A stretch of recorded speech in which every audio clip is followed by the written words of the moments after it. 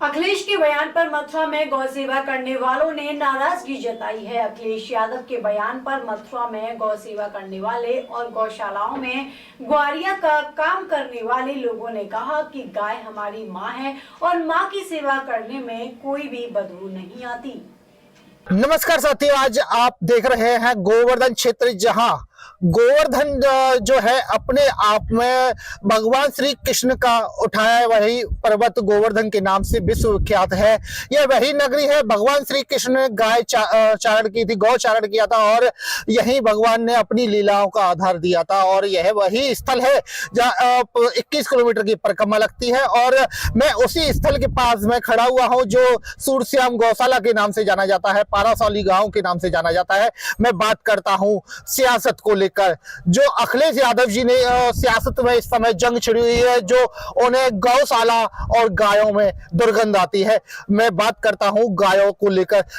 एक बगल एक कहीं तो वो यादव वंशी हैं और यादव वंश में भगवान श्री कृष्ण भी थे, और यादव कुल की बात करें तो यादव कुल की बहुत बड़ी वर्णन भी है। और कहते हैं यादवों की तो बहुत लीला है जिसमें गाय स्वयं वो चारा करते थे और खुद गौ चारण भी करते थे। और आज गौ को लेकर सियासत में जंग छिड़ चुकी है। मेरे से दिनेश फलारी जी भी जुड़ चुके हैं। आज हम बात करते हैं सियासत को लेकर और उनको गायों में दुर्गंध आ रही है। कैसी राजनीति कर रहे हैं, तो सिर्फ गायों को लेकर कोई और मुद्दा नहीं मिला। मेरे से जुड़ चुके हैं, उनसे बातचीत करते हैं।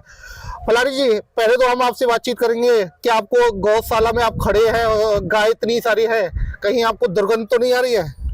देखिए, गावो विश्व से मात्रा, गौ माता संपूर्ण विश्व की माता है। और यहाँ गौशालाओं में तो जो इस गौ माता के जो रज है उसको जो मस्तक में लगा लेगा उसका उद्धार हो जाएगा। और भगवान श्री कृष्ण के वंश में, यदुवंशी वंश में अखिलेश यादव का जन्म हुआ है। उनको इस प्रकार का कथन नहीं कहना चाहिए था। ये बहुत ही निंदा का विषय है। सभी संत और सनातन हिंदू उनका बहिष्कार करेंगे। आने वाले चुनाव में अपनी वोट बैंक की ताकत से उनको सबक सिखाएंगे। जो व्यक्ति गौ माताओं में और गौशालाओं में जो गोबर को जो बदू कहता है, अरे गौ माता में 33 कोटि प्रकार के देवता विराजमान रहते हैं। गौ माता जिस दिन ब्रह्मांड में नहीं रहेगी उस दिन ब्रह्मांड में प्रलय आ जाएगी।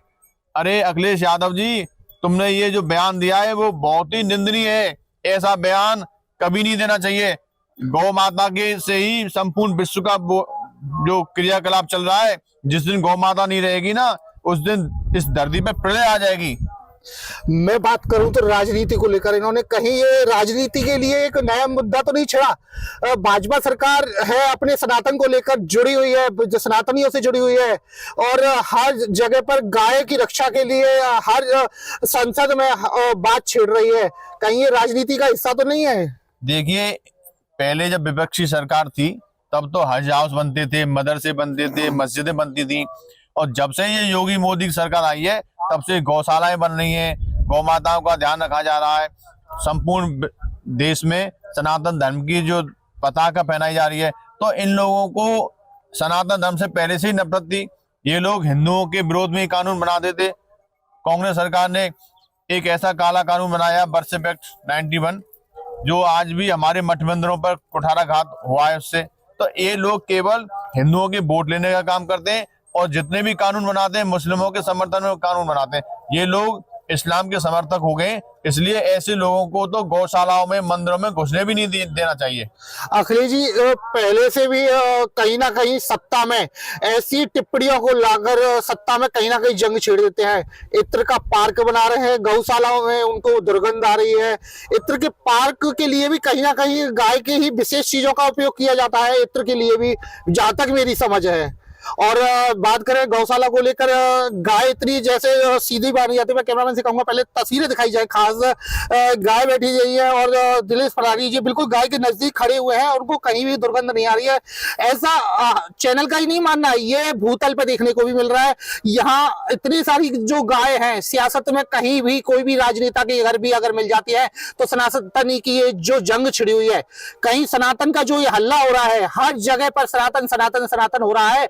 और ये जो गौ पालन और जो ये गौ कट्टी की जो ये बातें छिड़ती हैं, ये सनातन की जो बात स्वयं सत्ता में रहकर अखिलेश जी भी करते हैं कहीं। तो अगर ये स्वयं गाय पालें तो उनको दुर्गंध वाली बात तो खुद ही नहीं करेंगे। तो मैं फलारी जी से कहूँगा कि ये जो आप इस समय इस जंग में खड़े हुए हैं और आप सनातनी को लेकर कहीं ना कहीं आप सुर्खियों में भी आते रहते हैं, अखिलेश जी की ये बयानी टिप्पणी की किस तरीके से आप निंदा करेंगे?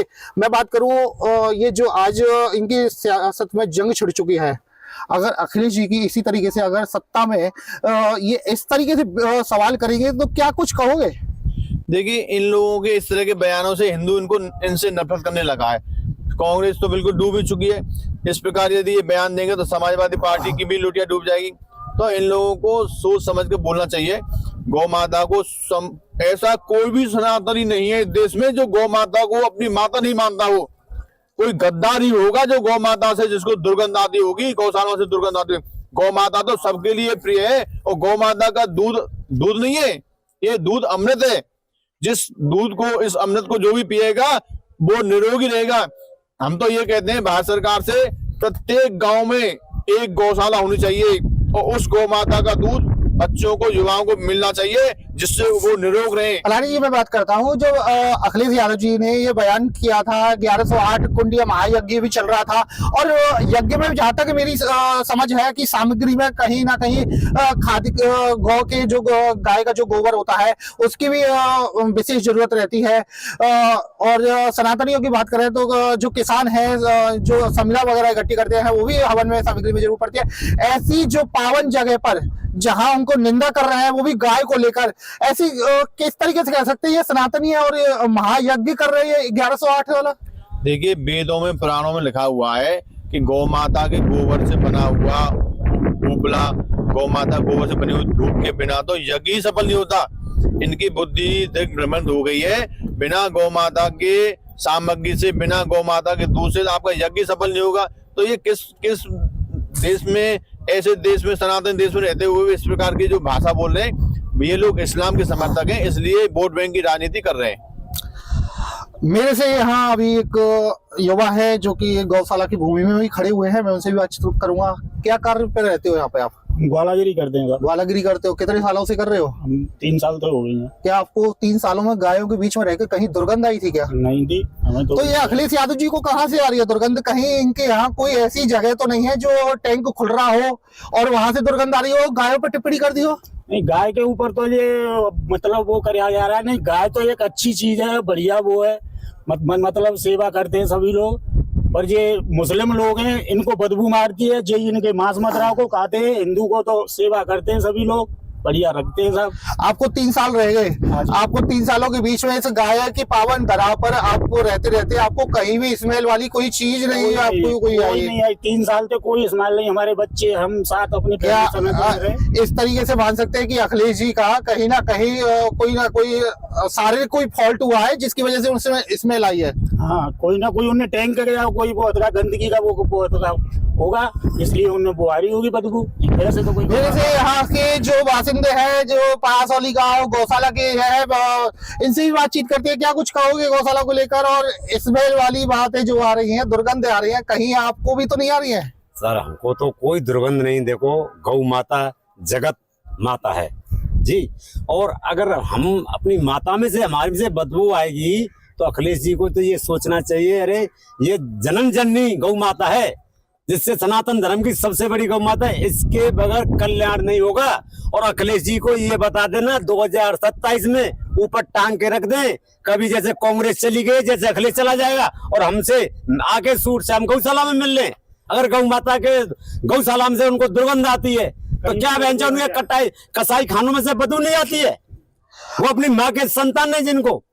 अखिलेश जी विवादित बयानों को सत्ता में छेड़कर कहीं ना कहीं जंग का मैदान बना देते हैं। इस समय उन्होंने सनातनियों में जंग का मैदान बना दिया है, गौ को एक हथियार बना लिया उन्होंने, एक सत्ता में जंग बना दी है। कह रहे हैं कि दुर्गंध आ रही है और ब्रज की पावन भूमि है गोवर्धन धाम, यहाँ लाखों गाय यहाँ पर विराजती हैं और कहीं हर घर में यहाँ गाय देखने को मिलती है और यहाँ करोड़ों श्रद्धालु भी पावन भूमि पे आते हैं। उनको भी कहीं स्मेल का कुछ ऐसा महसूस होता है क्या? किसी को कुछ नहीं आती है, किसी को बदबू नहीं आती है। लाखों श्रद्धालु यहाँ आते हैं, गौ माता का जो क्या बोलते हैं गौमूत्र लेके पीते हैं।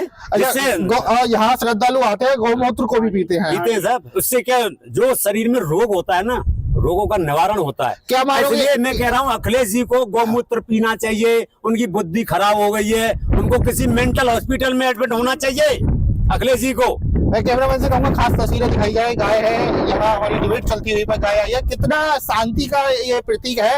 एक गाय होती है जो बिल्कुल भी किसी से कुछ नहीं कहती है। माना जाता है गाय एक माँ के रूप में ही मानी जाती है, और जिस तरीके से माँ अपने बच्चे की देखभाल करती है, माँ अपने बच्चों का रक्षक करती है, वही इसी तरीके से गाय स्वयं अपने बच्चों की तरह हर इंसान को, हर जीव को अपना ही बालक समझती है। खुद कष्ट में रह लेगी, खुद गीले में रह लेगी, और सबको दूध पिलाकर सबका जीवन यापन करती है। कहते हैं कि गाय जो होती है सबके रोग मुक्त करने के लिए भी काम आती है। गाय का गोबर होता है वो भी काफी, गाय से के गोबर से कंडा भी बनता है। हवन कुंड में भी गाय के गोबर का काम आता है। गौमूत्र से भी काफी बीमारियां शुद्ध होती हैं, और पहले जो डॉक्टर होते थे गाय के मूत्र से भी औषधियां तैयार करते थे। और मैं दिनेश पलारी जी से फिर दोबारा बातचीत करता हूँ। गाय की सेवा कर रहे हैं, गाय की सेवा करने में कहीं दोबारा से उन्हें स्मेल तो नहीं आ गई है, कहीं जो अखिलेश जी का बयान है कहीं सिद्ध तो नहीं हो रहा है? क्या कुछ कहोगे? देखिए, गौ माता के मूत्र से कैंसर तक ठीक हो जाता है। अखिलेश यादव जी को पता नहीं है। अखिलेश यादव जी तो कह रहे हैं भाई यहाँ तो दुर्गंध आ रही है, तुम्हें क्यों ना आ रही दुर्गंध? दुर्गंध नहीं आती। ये गौ माता का गोबर तो डेली मस्तक पर लगाना चाहिए। मैं आपको गौ माता का गोबर मस्तक पर लगा के दिखाता हूँ। कैमरामैन से कहे खास तस्वीरें दिखाई जाए। पहले तो मैं ये जो दिनेश पलारी जी है ये पहले से भी सुर्खियों में रहे हैं, और कृष्ण जन्मभूमि के पक्षकार भी हैं, और यह जन्मभूमि के लिए लड़ाई भी बहुत दिन से लड़ रहे हैं, नंगे पैर रहते हैं। और बात की जाए तो इन्होंने अन्न भी छोड़ रखा है, सिर्फ किस लिए? सनातनों की लड़ाई के लिए। क्या कुछ प्राप्ति हो रही है? अखिलेश जी कह रहे हैं सत्ता में रहना है, उन्हें तो सिर्फ एसी की गाड़ी और एसी में ही उनको रहना है, सनातनियों के बीच में रहना है। तो भाई दुर्गंध वाली चीज तो बात नहीं कहनी चाहिए।